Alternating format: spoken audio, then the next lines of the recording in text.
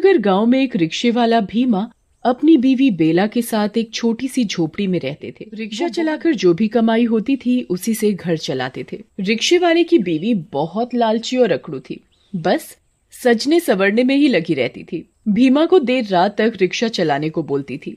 एक दिन भीमा रिक्शा जल्दी चलाकर घर लौट आता है।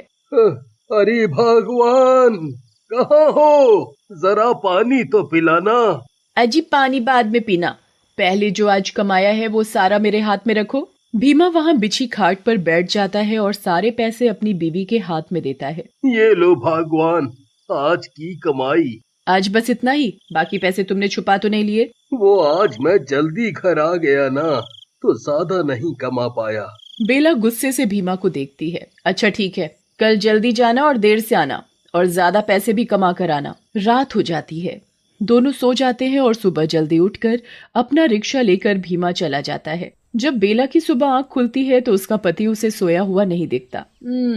अच्छा, आज तो जल्दी चले गए। ठीक है ना, आज ज्यादा पैसे कमाएंगे। भीमा अपना रिक्शा लेकर सड़क पर जा रहा होता है और रिक्शा रोकता है। अरे ओ रिक्शा वाले भैया, रिक्शा रोको। भीमा रिक्शा रोक लेता है। साहब, कहाँ जाना है? भारतपुर जाना है, चलोगे क्या? हाँ चलूंगा साहब। कितने पैसे लोगे?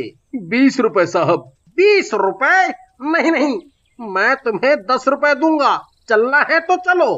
भीमा अच्छा और ईमानदार इंसान होता है तो वो 10 रुपए में भी मान जाता है। अच्छा साहब, ठीक है, बैठ जाइए रिक्शे में। आदमी रिक्शे में बैठ जाता है और भीमा उस आदमी को भरतपुर उतार देता है। उस आदमी के जाने के बाद भीमा की नजर रिक्शे के पीछे वाली सीट की तरफ जाती है। वो देखता है कि वो आदमी रिक्शे में अपना कोई थैला जल्दी में होने के कारण भूल जाता है। भीमा वो सामान उस आदमी को वापस लौटाने के लिए जैसे ही मुड़ता है तो वो देखता है कि वो आदमी तो बहुत दूर चला गया होता है। अब भीमा सोचता है कि ये सामान मैं उसको उसके घर जाकर दे दूंगा।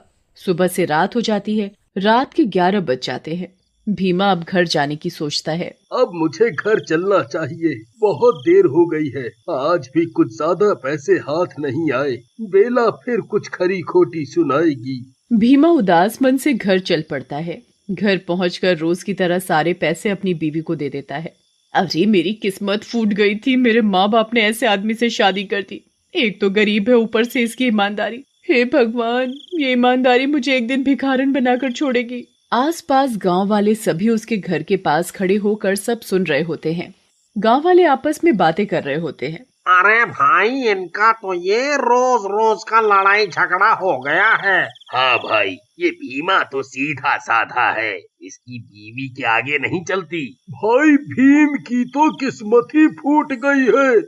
ऐसी बीवी से शादी करके बेचारा भीमा करे भी तो क्या करे। बीवी को पैसे के अलावा कुछ दिखाई नहीं देता। पैसा पैसा, बस पैसा चाहिए। चलो भाई चलो, अपने अपने घर चलते हैं। सभी गांव वाले अपने अपने घर चले जाते हैं। तभी बेला की नजर उस थैले पर पड़ती है जो वो आदमी रिक्शे में भूल जाता है। बेला जब उस थैले को खोलकर देखती है तो उसमें कुछ पैसे और कपड़े पड़े हुए होते हैं। बेला उसमें पैसे और कपड़े देखकर बहुत खुश हो जाती है। अरे वाह, आज क्या लॉटरी लग गई, इतने पैसे और इतने अच्छे कपड़े, मजा आ गया। पर ये थैला मिला कहाँ से? अजी सुनते हो, जरा आना, कुछ पूछना है तुमसे। हाँ आ रहा हूँ, जरा रुको। हाँ बोलो बेला, क्या पूछना है? सुनिए, ये थैला आपको कहाँ से मिला? अरे ये तो एक आदमी की सवारी मिली थी, तो वो भूल गया था। कल जाकर ये उस आदमी को वापस दे दूंगा। नहीं नहीं, तुम इसे वापस मत देना, इसे हम ही रख लेंगे। इतने सारे पैसे एक साथ हाथ लगे हैं और तुम इसे वापस करने को बोल रहे हो? पागल हो गए हो क्या? तुम्हारी इतनी कमाई भी नहीं होती जितनी इस थैले में रखी है। मैं तो इस थैले को वापस नहीं देने वाली, और अगली बार कोई सवारी तुम्हारे रिक्शे में सामान भूल जाए तो वो सामान सीधा मुझे दे देना। विवश होकर भीमा ने बेला की बात मान ली और आगे से उसके रिक्शे में कोई भी सवारी अपना सामान भूल जाती तो वो उसे बेला को दे देता था। कभी पैसे निकलते तो कभी गहने और कभी खाने का सामान मिल जाता था। एक दिन भीमा के रिक्शे में एक तांत्रिक बाबा आया। अरे ओ रिक्शा वाला, रुको तो जरा, हमको कहीं जाना है। हाँ बाबा, बोलिए, कहाँ जाना है आपको? जरा वो पास वाले जंगल पहुँचा दो बेटा। हाँ बाबा, बैठिए, मैं ले चलता हूँ। कितने लोगे?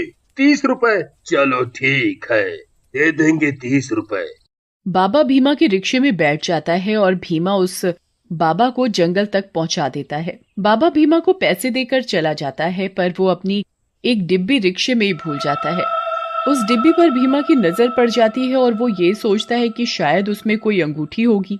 भीमा उस डिब्बी को खोलता है और उसमें से एक भूत निकलकर भीमा के अंदर घुस जाता है। अरे वाह, आखिरकार उस छोटी सी डिब्बी से निकलकर ये इंसान का शरीर मिल ही गया। अब मैं लोगों को मार मार कर खाऊंगा। उसी वक्त उस जंगल के रास्ते से एक आदमी जा रहा होता है और आदमी को वो भूत देख लेता है। अरे वाह, इतनी जल्दी शिकार भी मिल गया। आज तो मजे आ गए, मजे। इसे तो अभी मार के खाता हूँ। और फिर वो भीमा का रिक्शा लेकर उसके घर चला जाता है। घर जाने से पहले वो भीमा का रूप धारण कर लेता है ताकि उसको कोई पहचान न सके कि वो एक भूत है। अब घर के अंदर चला जाता है और अंदर जाते ही सो जाता है। आधी रात को बेला को कुछ आवाज सुनाई देती है और वो उठकर देखती है तो भीमा सोते सोते कुछ अजीब सी आवाज निकाल रहा होता है। बेला इस चीज को नजरअंदाज करके सो जाती है। जब बेला सुबह उठकर देखती है तो भीमा रोज की तरह रिक्शा लेकर जा रहा होता है। बेला को बाहर से कुछ गांव वालों की चहल पहल की आवाज सुनाई पड़ती है। अरे, आज गांव वाले इतनी चहल पहल क्यों मचा रहे हैं? ऐसा क्या हो गया? जरा देखें तो क्या हुआ। बेला घर से बाहर जाती है और एक औरत से पूछती है, क्या हो गया बहन, सब इतनी चर्चा में क्यों लगे हुए हैं? अरे बस पूछो मत बेला, आज सुबह एक आदमी जंगल के पास बड़ी बुरी हालत में मिला है। क्या बुरी हालत? कैसी बुरी हालत? क्या हुआ था उसे? ऐसा लग रहा था उस आदमी को किसी जंगली जानवर ने नोच नोच के खा लिया हो। सारी जगह खूनम खून हो रखी थी। मैं तो देखकर ही घबरा गई। अच्छा, लगता है हमारे जंगल में कोई जंगली जानवर घुसा है। मैं अभी अपने पति से कहूंगी कि जरा संभाल के रिक्शा चलाए। हाँ बेला, तू ध्यान रखियो अपना। दूसरी तरफ भीमा के अंदर घुसा भूत रिक्शा चला रहा था। उसे जो भी सवारी मिलती उसे बैठाकर वो जंगल की तरफ ले जाकर खा जाता। ऐसा करते करते रात हो जाती है और वो भूत भीमा का रूप लेकर घर पहुंचता है। अगले दिन रात को बेला को फिर से कोई अजीब सी आवाजें सुनाई देती हैं। बेला देखती है कि उसका पति घर से बाहर कहीं जा रहा होता है। अरे, ये कहाँ जा रहे हैं? जरा देखूं तो सही। बेला उसका पीछा करती है। भीमा जंगल की तरफ जाकर फिर से भूत के रूप में आ जाता है। बेला ये सब देखकर बहुत घबरा जाती है। हे भगवान, ये क्या हो रहा है? मेरा पति भूत कैसे बन गया? हे भगवान। अब वो भूत किसी आदमी को पकड़कर उसको मारकर खा रहा होता है। बेला ये सब देखकर चौंक जाती है और सीधा घर की तरफ भाग जाती है। डरी हुई बेला घर के कमरे में जाकर छुप जाती है। हे भगवान जी, मैंने क्या देख लिया? बहुत डर लग रहा है। मेरा पति भूत कैसे बन गया? वो भूत वापस भीमा का रूप लेकर घर आकर सो जाता है और सुबह उठकर दोबारा रिक्शा लेकर लोगों को खाने चला जाता है। बेला सुबह उठकर रात की बात याद करके उसका हाल सोचने लगती है। तभी उसे याद आता है कि उस जंगल में एक तांत्रिक बाबा रहता है। वो बाबा, अब तो वो बाबा ही है जो मेरी मदद कर सकता है। हाँ, अब मुझे उसी बाबा के पास जाना चाहिए। बेला उस बाबा के पास जाती है और उसे सारी बातें बताती है। बाबा बहुत बड़ा अंतर्यामी होता है, तो अपनी योग शक्ति से वो सब जान लेते हैं। मैं सब जान चुका हूँ। मैं तेरे पति के रिक्शे में बैठा था एक बार और मेरे हाथ में एक छोटी सी डिब्बी थी जिसमें मैंने एक बुरी आत्मा कैद करके रखी थी। वो डिब्बी मैं तेरे पति के रिक्शे में ही भूल गया और उस पर तेरे पति की नजर पड़ गई। तेरे पति ने उस डिब्बी को खोल कर देखा और तभी उसके अंदर वो बुरी आत्मा समा गई। हे भगवान, मेरे लालच की वजह से आज मेरे पति मुसीबत में पड़ गए। अब मैं कभी लालच नहीं करूंगी बाबा। अब क्या इसका कोई हल नहीं? अब मेरे पति कभी ठीक नहीं हो पाएंगे। नहीं नहीं, ऐसा नहीं है। तेरा पति बिल्कुल ठीक हो जाएगा। मैंने अभी अभी अपनी योग शक्ति से ये पता लगा लिया है कि डिब्बी अभी भी उस जंगल में पड़ी हुई है।